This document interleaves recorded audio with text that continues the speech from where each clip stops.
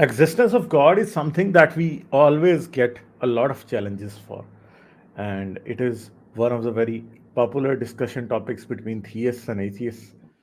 And people like myself who call themselves as agnostic atheists, we don't believe in the God that theists believe usually, and we don't believe in a creator, and we require evidence to believe in one. So if someone can give us evidence, then we would definitely believe in that God.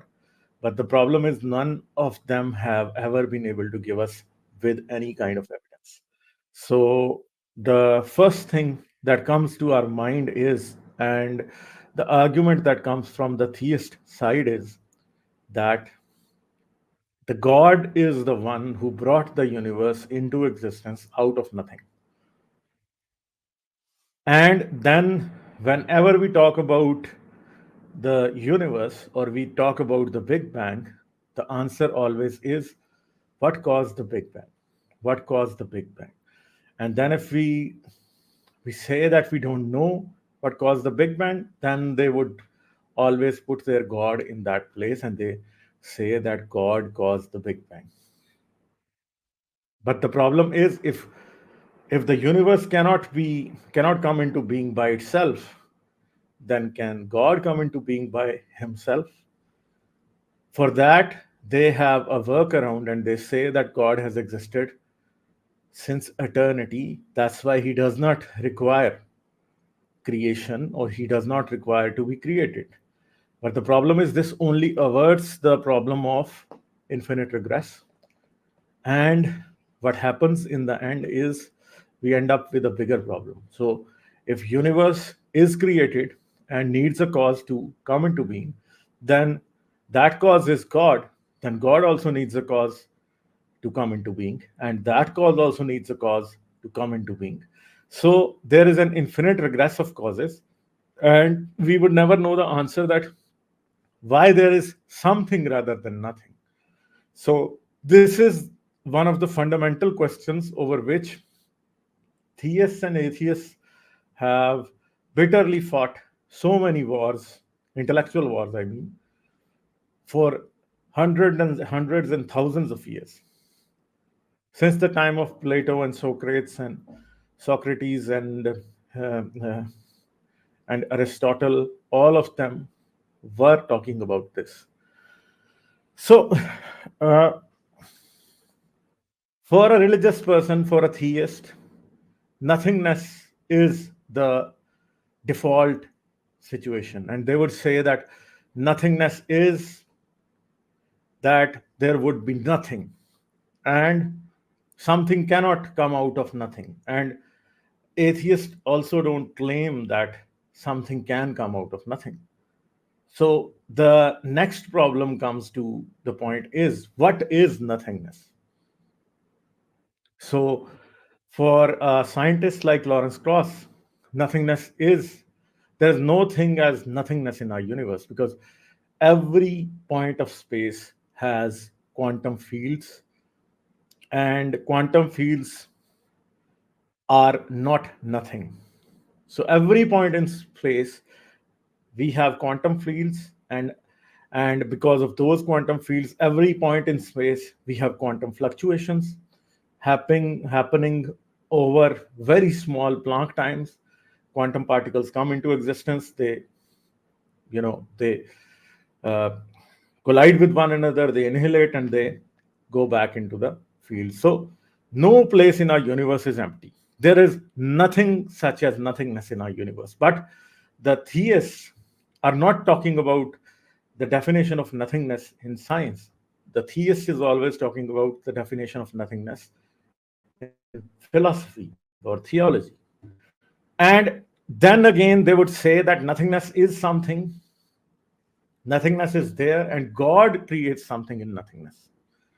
But this is also a fallacious definition of nothingness, because nothingness, according to philosophy, nothingness is not something in which God would be able to create something. Nothingness would be something that is also in which God also does not exist. in which God also is not able to create anything. But in a theist mind, nothingness is kind of a polar situation, that on one side it is nothingness, on the other side it is existence. But the problem is that nothingness and existence are not a binary thing. Nothingness is not something opposite of something. So if there is a true nothingness, then would God be able to create something in it? Then there is another philosophical definition of nothingness, because on the basis of philosophy there is thought, and there is logic, and there is reason. So the absolute nothingness in philosophy is in which God or anyone wouldn't even be able to think.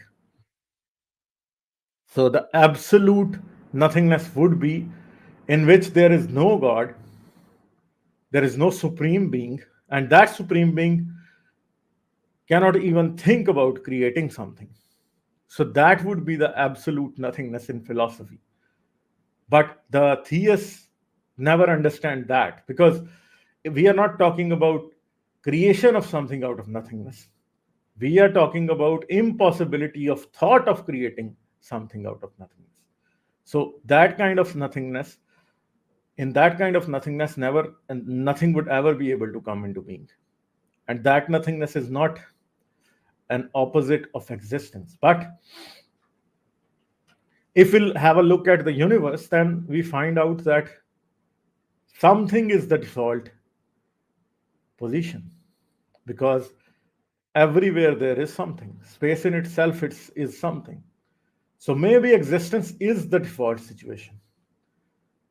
Existence is the default position, and existence will always be there. And existence is something after which other things come into question. So, and you know, when about a few hundred years ago, no one would be able to differentiate the creation of universe from the creation of earth, because creation of earth was the most fundamental thing in the universe, because earth was the biggest thing. The stars and the sun and everything else was smaller than the earth. Creating earth was the biggest feat. But now we know that earth, the creation of earth in itself, is not something that is very important in our universe, because there are bigger planets in our universe. There are in our solar system, there are other planets in our solar system. Earth is just one of those other planets. Those planets are way too big. They have much higher gravities. They have a lot of other properties that are made to way too extravagant than our Earth. So Earth does not have that special status. So how did Earth come into being? Today we have definite knowledge that how Earth came into being. So 4.6 billion years ago, when the solar nebula was contracting, at that point, Earth came into being along with the other planets and the Sun also. It is one of the four inner rocky planets in our solar system. And when Earth came into being, it was like a hot ball of fire. Every place on this planet, which we can see today, was filled with lava, and there were a lot of gases in the atmosphere. The atmosphere was maybe 1,000 times thicker than it is today. There were flowing rivers and oceans of lava on the surface of Earth, and gradually it cooled down. When the surface cooled down, then the Earth's crust was able to form, and when the crust was able to form, only then the plate tectonics started. When the plate tectonics started, a continuous recycling of minerals started on the surface of our planet, and then and only then life was able to come into being. So it is an it is an ongoing evolutionary process. We can see today, using James Webb Telescope and Hubble Space Telescope, many solar systems and many stellar systems coming into being. We can find planets around other star systems in our universe. And we can see that maybe there are billions of planets like our Earth only in our Milky Way galaxy. And we don't know how many trillions or gazillions of planets like our Earth would be there in the observable universe.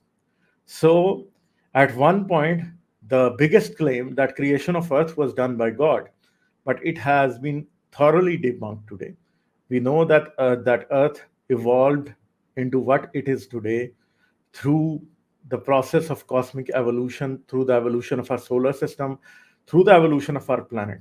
Life evolved through a blind evolutionary process, and today we are here where we are. So, very complex processes that we see today have been have become a norm because the overall complexity has become significant in our universe, and that complexity has led to the existence of complex biological beings like us.